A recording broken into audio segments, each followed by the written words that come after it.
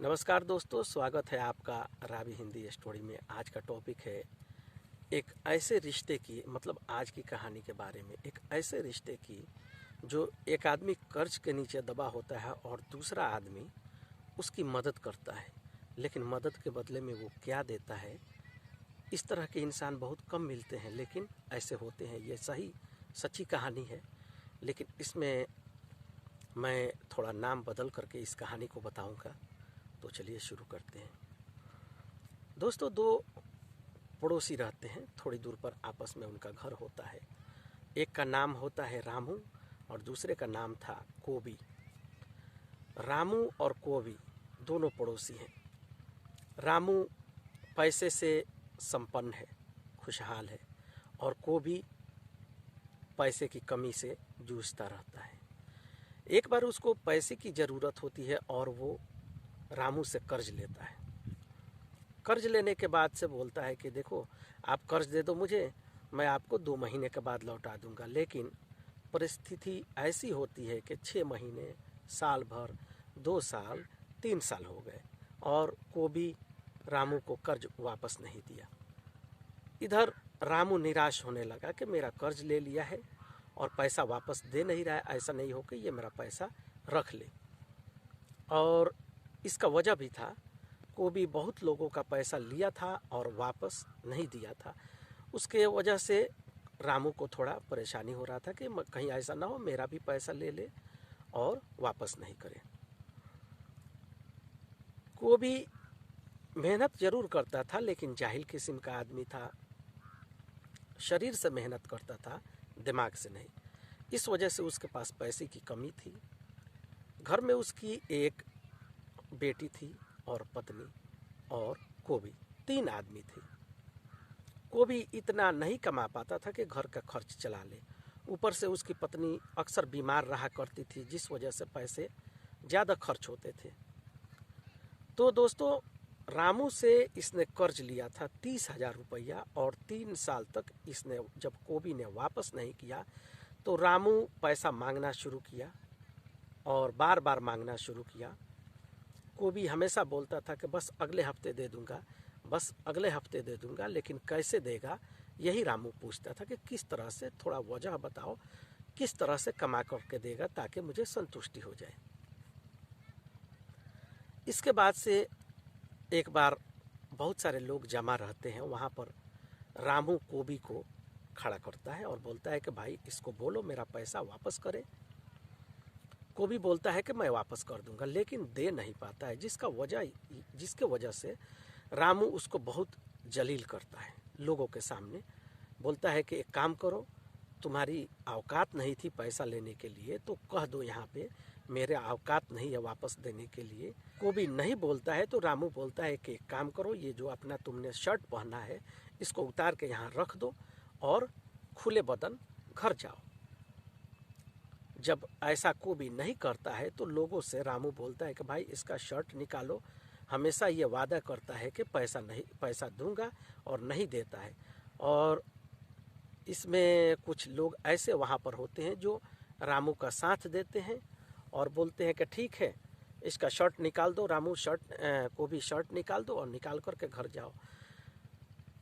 कोबी अपना शर्ट निकाल देता है और निकाल के वहीं रख देता है और खुला बदन वो घर चला जाता है, लेकिन उसको ये बहुत बेइज्जती महसूस होता है। बाद में क्या करता है, उसके बाद से कोबी घर जाता है। जाने के बाद से उसको गुस्सा बहुत रहता है अंदर। लेकिन दोस्तों देखिए, कोई भी कदम उठाने से पहले एक बार ज़रूर सोचना चाहिए कि इसका परिणाम क्या होगा। कोबी इस तरह से नहीं सोचता है और वो रामू से बदला लेने का इंतज़ार करता है। फिर क्या होता है कि रामू की एक छोटी बच्ची होती है 3 साल की, वो दरवाजे के बाहर खेलती रहती है। रामू की पत्नी खिड़की से देखती है कि मेरी बेटी यहाँ खेल रही है और अपना काम भी करती है। रामू घर पर नहीं होता है, कोबी अपने घर पर होता है और वो देखता है कि रामू की बेटी खेल रही है और इसके दिमाग में एक क्रूर बदला लेने का आइडिया आता है। वो अपने घर के बरामदे से रामू की बेटी को देख करके इशारा से उसको टॉफ़ी दिखाता है। दिखाने के बाद से दोस्तों थोड़ा कहानी डेंजर है, लेकिन सीखने वाली कहानी है कि अंत में होता क्या है। तो कोबी उसको टॉफ़ी दिखलाता है। दिखाने के बाद से रामू की बेटी देखती है तो अक्सर उसके घर आती जाती रहती है। तो उस दिन भी वो चली जाती है, लेकिन उसको पता नहीं था कि आज कुछ गड़बड़ होने वाला है।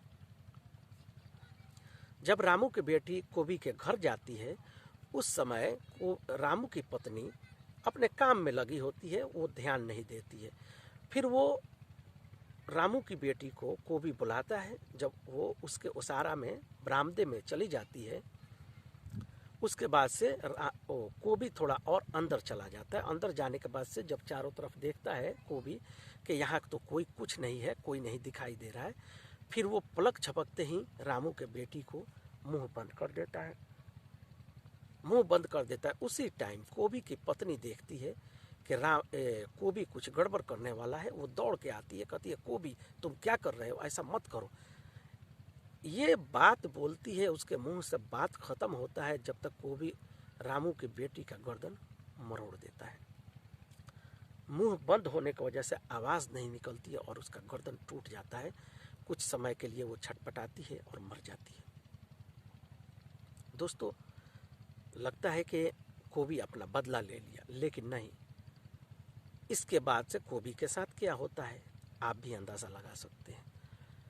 कोबी की पत्नी अपने पति को बचाने के लिए रामू की बेटी को पकड़ करके घर में एक भूसा का ढेर होता है उसके अंदर ढक देती है। इधर रामू की पत्नी अपने बेटी को चारों तरफ देखती है कि मेरी बेटी नहीं दिखाई दे रही है, तो सोचती है कहीं थोड़ा दूर आगे गई होगी, खेलते हुए आ जाएगी। थोड़ा और इंतज़ार करती है। उसके बाद से उसको फिक्र होता है, खोजती है अपने बेटी को, कहाँ गई मेरी बेटी। काफ़ी ढूंढने के बाद से नहीं मिलती है। रामू को वो फ़ोन करती है कि देखो बेटी गायब है। रामू घर आता है, चारों तरफ ढूंढता है, नहीं पता चलता है। फिर शाम हो जाता है। शाम को रामू जाकर के थाने में रिपोर्ट करता है कि मेरी बेटी गायब है। उसको ये अंदाज़ा नहीं था कि कोबी मेरे बेटी को मार चुका है। क्योंकि जब रामू ने उसको कोबी को डांटा था, डांटने के करीब 20-25 दिन बाद ये घटना हुई, तो थोड़ा शक कम हुआ। बाद में होता ये है कि 3 दिन होने के बाद से पुलिस चारों तरफ ढूंढती है, रामू भी अपने बच्चे को ढूंढता है। ढूंढते ढूंढते 3 दिन के बाद से रामू की पत्नी क्या करती है, भूसे के ढेर से निकाल करके रात के समय उसको दूर कूड़ा के ढेर के अंदर नीचे रात को जा कर के दाब देती है। तो दोस्तों 3 दिन हो गया है इस बात को बीते हुए। 3 दिन के बाद कुत्ते वहाँ सूंघते हुए कूड़े के ढेर पर जाते हैं और जब कूड़े के अंदर उनको कुछ महसूस होता है, वो कूड़ा को हटाते हैं। हटाने के बाद से वहाँ उनको दिखाई देता है कि कुछ है, तो वो आपस में खींचना शुरू करते हैं इधर उधर। उसी टाइम कोई राहगीर आदमी वहाँ से जाता है, देखता है कि यहाँ तो कुछ है, तो थोड़ा ध्यान से देखता है तो देखता है कि ये तो कोई छोटी बच्ची है। फिर वो थोड़ा शोर मचाता है। लोग जब वहाँ इकट्ठा होते हैं, इस तरह से ज़्यादा लोग इकट्ठा होते हैं और एक आदमी पहचानता है कि ये तो रामू की बेटी है। रामू के घर खबर होती है। रामू दौड़ के आता है और बहुत ज़ोर ज़ोर से चिल्ला के रोना शुरू करता है। फिर ये मामला पुलिस में जाता है। पुलिस रामू से पूछती है कि ये बताओ तुमको किसके ऊपर डाउट है। तो कोबी को ऊपर उसको डाउट हुआ कि उससे मेरा झगड़ा हुआ था, कर्ज लिया था और मैं बाजार में उसको जलील किया था, हो सकता है कि इसने ऐसा किया हो। दोस्तों रामू की एक बेटी थी 3 साल की और कोबी की भी एक बेटी थी 6 साल की। कोबी के बेटी को इस घटना के बारे में कुछ पता नहीं था कि मेरे बाप और माँ ने इस लड़की को मार दिया है, लेकिन उसने सुना था अपने माँ से, रामू से कोबी से बोल रही थी कि मैंने उसे छिपा दिया, कूड़े के ढेर में रख दिया। तो जब पुलिस पूछताछ शुरू की कोबी से और उसकी पत्नी से, तो कुछ नतीजा नहीं निकला। वो लोग टूटे नहीं बताए। लेकिन इस घटना से थोड़ा कोबी की जो बेटी थी वो बहुत ज़्यादा सदमे में थी। उसने पुलिस को बताया कि मैंने एक बार सुना था अपने माँ से, मेरी माँ बोल रही थी कि मैंने उसे कूड़े के ढेर में दफन कर दिया है, ढक दिया है। इतना मैं सुनी थी और कूड़े के ढेर से ही रामू की बेटी निकली है, तो हो सकता है कि मेरे माँ बाप को कुछ पता होगा। फिर पुलिस अपने तरीके से कोबी और उसकी पत्नी को थाने में पूछताछ करती है और वो बिल्कुल बक देते हैं इस बात को कि हाँ इस तरह हुआ था, हमने बदला लेने के लिए मार दिया। कोबी की पत्नी ने बताया कि मैं इस कांड में शामिल नहीं थी, मैंने अपने पति को रोकने की कोशिश की, लेकिन मेरा पति तब तक उस लड़की को मार चुका था, तो मैंने अपने पति को बचाने के लिए उसको कूड़े के ढेर में ले जाकर के ढक दिया। दोस्तों उसके बाद से होता यह है कि पति और पत्नी यानी कोबी और उसकी पत्नी दोनों जेल चले जाते हैं। घर में रह जाती है एक 6 साल की बच्ची। जेल जाने के बाद से उनको फिक्र होता है कि हमारे घर में तो हमारे माँ बाप सास ससुर तो कोई है नहीं, हमारे बच्ची को कौन देखेगा। महीनों बीत गए, गांव वाले सारे नाराज थे। कोबी की बेटी को कोई पूछता नहीं था, भूख प्यास से वो इधर उधर तड़पती घूमती रहती थी। कोई थोड़ा बहुत खाने के लिए दे देता था, लेकिन असली जो देखा जाए उसकी सुरक्षा करने के लिए, उसको बराबर पढ़ाई के लिए या खाना देने के लिए कोई नहीं था। कोबी और उसके पत्नी को लंबे टाइम तक जेल हो गया। जेल जाने के बाद से कोबी की बेटी इधर लावारिस इधर उधर घूमती रही और उधर जेल में कोबी और उसकी पत्नी रोते रहे अपनी बेटी के लिए।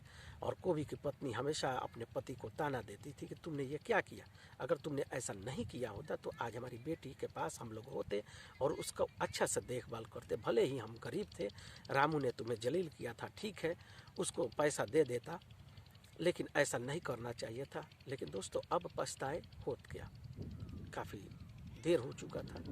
इस तरह से इधर कोबी की बेटी धीरे धीरे बड़ी हुई। करीब 15 साल 14 साल जेल में रहने के बाद से वो वापस आए। उस समय तक कोबी की बेटी बड़ी हो चुकी थी, कहाँ गई किधर गई किसी को पता नहीं। अब इस इतने अंतराल के बाद जेल से वो निकल के बाहर आए और अपने बेटी को चारों तरफ तलाशते रहे, मेरी बेटी कहाँ गई। गांव वाले कुछ नहीं बता पाए कि हम लोग तो उसको देखे कुछ समय तक तो यहीं पे थी, किसी के घर नहीं रहती थी, अपने घर रहती थी, उसके बाद से कहाँ गई। दोस्तों कोबी बहुत ढूंढने का प्रयास किया, अपने बेटी को बहुत कोशिश किया ढूंढने के लिए, लेकिन उसकी बेटी नहीं मिली। इस सदमे के कारण कोबी की पत्नी भी धीरे धीरे चल बसी, मर गई। अब अकेला बचा कोबी।